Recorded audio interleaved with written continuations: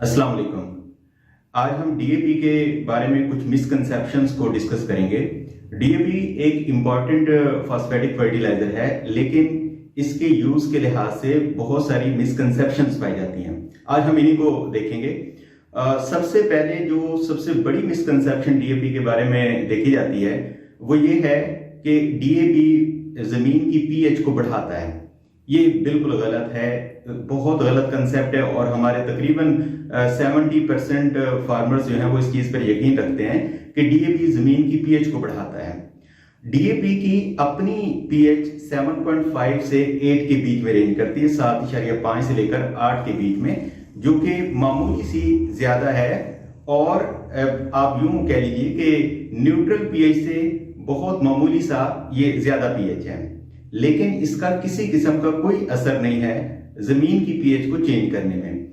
इसको यूं समझिए कि हमारे 50 किलो डीएपी जिसकी पीएच 7.5 है या 7.6 है या बहुत ज्यादा कर ले तो 8 है, इस पीएच के 50 किलो अगर आप डाल रहे हैं और उससे ये लग रहा है कि ये जमीन की पीएच को बढ़ा देगा, तो उससे ज्यादा कंसर्न की चीज ये है कि जब आप 1 लाख लीटर पानी रोजाना या जब भी आप पाशी कर रहे हैं, तो 1 लाख लीटर पानी जो है, जिसकी हमारे बहुत सारे इलाकों में तकरीबन मोर देन 90% जो पाकिस्तानी इलाके हैं वहां पर उसकी अपनी पीएच 8.2 के अराउंड होती है। तो 8.2 पीएच वाला 1 लाख लीटर पानी अगर आपकी जमीन की पीएच को कुछ नहीं कह रहा, तो ये 50 किलो डीएपी जो है इसका किसी किस्म का कोई असर नहीं होगा।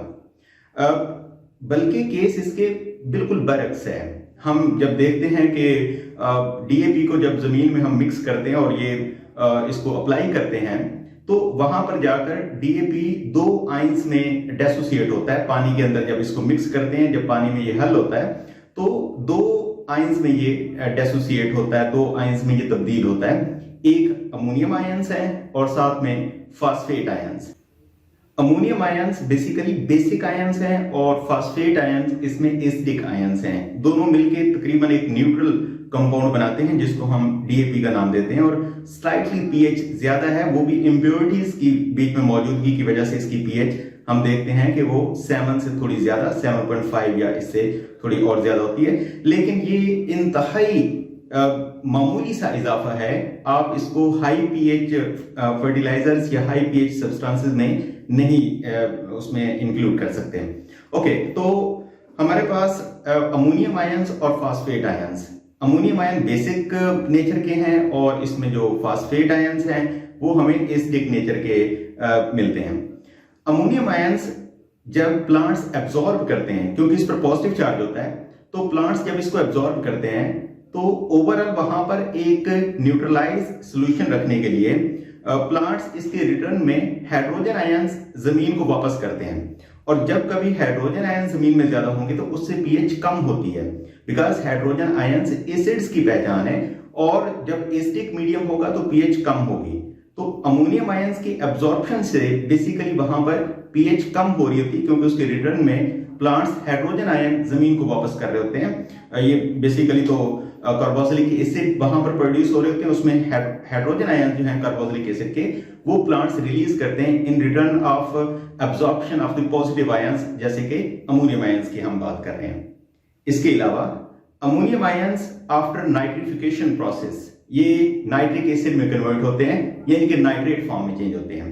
वहां पर भी हाइड्रोजन आयंस रिलीज होते हैं और ओवरऑल ये पीएच को कम कर रहे होते हैं। तो जब हम देखते हैं डीएपी बेसिकली एक बहुत ही मैन्यूट टाइम के लिए अगर पीएच में इजाफा करती है, तो ये बात गलत है, इजाफा नहीं करती, क्योंकि आपकी जमीन की अपनी पीएच 8 से ऊपर है और आप एक ऐसा फर्टिलाइजर उसमें यूज करें जिसकी अपनी पीएच 8 या 8 से कम है, तो ये कभी भी उसकी पीएच को उसमें इजाफा नहीं करता है। बल्कि हम जब इसके बाद इसकी प्रोसेस देखते हैं, एब्जॉर्प्शन प्रोसेस, तो उसमें ये पीएच को फर्दर डिक्रीज कर रहा होता है। तो ओवरऑल हम डीएपी का इफेक्ट देखते हैं कि इसका एसिडिक इफेक्ट है, नहीं ना कि इसका बेसिक इफेक्ट है, यानी कि पीएच को ये बढ़ाता नहीं है बल्कि पीएच को कम करने का काज बनता है। साथ में इसमें जो फास्फेट आयंस है वो वैसे ही एसिडिक नेचर के हैं, तो ओवरऑल इसका इंपैक्ट एसिडिक रहता है, ना कि ये बेसिक है। सो ये एक मिसकंसेप्शन लाजमी तौर पे दूर हो जानी चाहिए। और डीएपी जो है ये जमीनों की पीएच को नहीं बढ़ाता। इसके साथ साथ कुछ लोगों का ये भी मानना है कि डीएपी जमीन को सख्त करता है। इसमें भी किसी किस्म की कोई सच्चाई नहीं है, कोई लॉजिक्स इसमें मौजूद नहीं है कि वो जमीन को किस तरह से सख्त करता है।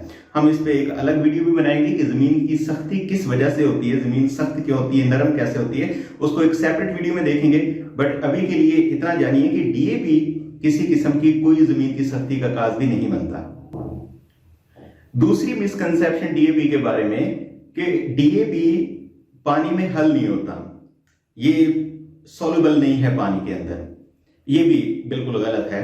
डीएपी बहुत ज्यादा सॉल्युबल है। हम मुख्तलिफ जो फर्टिलाइजर्स की सॉल्युबिलिटी को देखते हैं, और सॉल्युबिलिटी से मकसद यहाँ पर नंबर ऑफ ग्राम्स पर लीटर है कि 1 लीटर पानी के अंदर किसी फर्टिलाइजर के कितने ग्राम हल होते हैं। उस लिहाज से देखा जाए तो डीएपी जो है ये हाईली सॉल्युबल फर्टिलाइजर्स में इंक्लूड होता है। 550 ग्राम डीएपी के हम 1 लीटर पानी में हल कर सकते हैं, यानी कि आधा किलो से थोड़ा ज्यादा डीएपी जो है इसको आप 1 लीटर पानी में हल कर सकते हैं नॉर्मल टेम्परेचर या रूम टेम्परेचर के ऊपर। तो ये बहुत ज्यादा सॉल्युबिलिटी है। हाँ, मसला इसमें जरूर ये है कि इसके जो ग्रेन्यूल्स हुआ करते हैं उसमें डिफरेंट किस्म की इम्प्योरिटीज होती हैं जो कि मैन्युफैक्चरिंग प्रोसेस के बीच आया करती हैं, तो उसकी वजह से, और इसका पार्टिकल साइज भी बड़ा होता है, तो इसको हल करने के लिए टाइम चाहिए होता है। आप इसको जब पानी में हल करते हैं तो आपको एजिटेशन चाहिए होती है, साथ में आपने इसको मिक्स करने के लिए आपको हिलाना पड़ेगा, आपको एजिटेट करना पड़ेगा। जैसे कि अभी मैं स्क्रीन के ऊपर आपको नजर भी आ रहा होगा, एक सोल्यूशन मैंने डीएपी का बनाया और उसमें मैंने जो है 165 ग्राम लिए हैं 300 ml पानी। वो वही मिकदार बनती है कि 1 लीटर में 550 ग्राम, तो मैंने उसको कम करके 300 ml पानी लेकर उसके अंदर 165 ग्राम डीएपी के हल किए हैं। उसकी डिफरेंट फेजेस अभी आप देख रहे हैं कि वो बहुत आसानी से हल हुआ है। जरूर इसने टाइम लिया है, तकरीबन मुझे 8 से 10 मिनट लगे इसको हल करने में, लेकिन ये कंप्लीट उसमें हल हो गया है। तो डीएपी पानी के अंदर हल होता है। इसको आसान लफ्जों में आप यूं समझ सकते हैं कि एक बैग डीएपी का, जो कि 50 केजी हम यहां पर कह रहे हैं, 50 केजी डीएपी 100 लीटर पानी में हल हो सकता है। और अगर आपके पास इससे बड़ा कोई ड्रम है या कुछ भी ऐसा, तो जिसमें 200 लीटर पानी है, तो ये और आसानी से हल होगा, but it will take some time. तो ऐसा नहीं है कि डीएपी हल नहीं होता, डीएपी पानी के अंदर हल भी होता है। बड़ी आसानी से तो नहीं कहना चाहिए, लेकिन थोड़ा टाइम लेकर ये हल जरूर हो जाता है। तो डीएपी सॉल्युबल है। ये एक बड़ी मिसकंसेप्शन कि डीएपी इसमें पानी में हल नहीं होता, ये भी गलत बात है।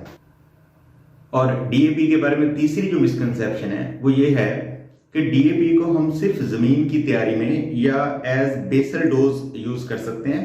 इसको बाद में फर्टिगेशन के जरिए यूज नहीं किया जा सकता, या इसका दूसरा कोई बहुत अच्छा मेथड नहीं है। तो ये भी एक मिसकंसेप्शन है फार्मर्स के बीच। बेसिकली हमारे रिसर्चर्स और जो साइंटिस्ट हैं, सॉइल साइंटिस्ट, अक्सर की रिकमेंडेशन यही है कि डीएपी को जमीन की तैयारी में इस्तेमाल किया जाए, और पाकिस्तान में ये प्रैक्टिस भी बहुत ज्यादा हो रहा है, लेकिन ये कोई बहुत ज्यादा प्रेफर्ड मेथड नहीं है। इसकी बजाय अगर हम डीएपी को पानी के साथ मिक्स करके उसका सोल्यूशन बना के यूज करें स्प्लिट्स की फॉर्म में, तो वो ज्यादा बेटर रिजल्ट्स देता है, ज्यादा अच्छे रिजल्ट्स दिया करता है। इस चीज को एक्सप्लेन करने के लिए एक अलग वीडियो बनाई है, जिसके अंदर हम डिफरेंट एप्लीकेशन मेथड्स डीएपी के वहां पर डिस्कस किए गए हैं। उसमें डिटेल के साथ बताया गया है कि अगर हम इसको as a basal dose use करें, यानी कि सारी डीएपी जो है वो शुरू में ही जमीन की तैयारी में इस्तेमाल करें, तो उसके साथ क्या मसले जुड़े हैं, किस तरह से डीएपी फिक्स हो जाती है, किस तरह से वो अनअवेलेबल रहा करती है प्लांट्स के लिए, और जो मेथड फर्टिगेशन वाला मेथड है वो उससे किस हद तक इंप्रूव्ड मेथड है, और उसको भी लॉजिक्स के साथ एक्सप्लेन किया गया है। तो उस वीडियो का लिंक जो है वो इसी वीडियो के अंदर मैं डिस्क्रिप्शन के अंदर दे दूंगा, तो उस वीडियो को लाजमी देखिएगा। आप उसमें मजीद जान पाएंगे कि हम किस तरह से डीएपी की बहुत बचत कर सकते हैं। बहुत ज्यादा मिकदार में हम यूज करते हैं डीएपी को, एक महंगी खाद है, लेकिन हम बहुत कम अमाउंट उसकी निस्बत जो हम अभी यूज कर रहे हैं, तो कम अमाउंट यूज करके वही रिजल्ट्स ले सकते हैं। यहाँ पर एक बात मैं ऐड करता जाऊं कि हमारे 3 जो मेजर न्यूट्रिएंट्स हैं, नाइट्रोजन, फास्फोरस और पोटेशियम, इसमें सबसे कम जो जरूरत होती है वो फास्फोरस की होती है। जैसे हम अगर गंदम की एग्जांपल लें, वीट क्रॉप के अंदर पर एकड़ वीट की जो न्यूट्रिएंट रिक्वायरमेंट है उसमें देखा जाए तो फास्फोरस 15 से 20 केजी पर एकड़ चाहिए होती है, और इसी तरह से नाइट्रोजन 80 टू 100 केजी और पोटाश 100 टू 120 केजी। तो उनके कंपैरिजन में देखा जाए तो फास्फोरस बहुत लिमिटेड अमाउंट में चाहिए, लेकिन इसके बावजूद हम फास्फोरस बहुत ज्यादा डालते हैं। और ये क्यों हमें ज्यादा डालनी पड़ती है और फिर भी रिजल्ट्स हमें उस तरह के नहीं मिलते, इसी चीज को एक्सप्लेन किया गया है। आप लाजमी उसको देखिएगा, इंशाल्लाह उसके अंदर आपको काफी चीजें समझने में जो है वो मदद मिलेगी। सपोर्ट करने के लिए सब्सक्राइब लाजमी कर लीजिएगा। Thank you. अस्सलाम वालेकुम वरहमतुल्लाहि वबरकातुहू।